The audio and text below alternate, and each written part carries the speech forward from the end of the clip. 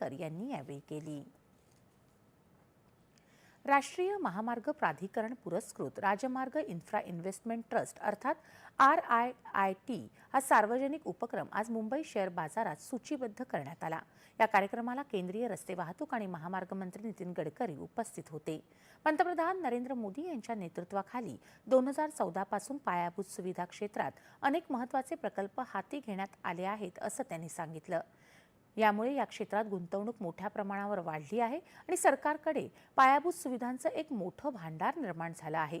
पायाभूत सुविधांच्या विकासासाठी सुमारे 8 लाख कोटी रुपयांपर्यंतची गुंतवणूक उभारणं शक्य आहे आणि त्यामुळे देशाच्या अर्थव्यवस्थेला मोठ्या प्रमाणात चालना मिळेल असा विश्वास त्यांनी व्यक्त केला।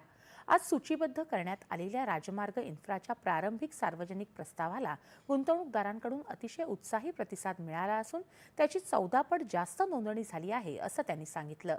या प्रतिसादातून भारताच्या विकासगाथेवर गुंतवणूकदारांचा विश्वास प्रतिबिंबित होणार आहे असं गडकरी म्हणाले। राजमार्ग इन्फ्रा इन्व्हेस्टमेंट ट्रस्ट राष्ट्रीय महामार्गांच्या मालमत्तांच्या परिचालन मूल्याचा पुरेपूर फायदा घेण्याच्या दृष्टीने तयार करण्यात आली आहे।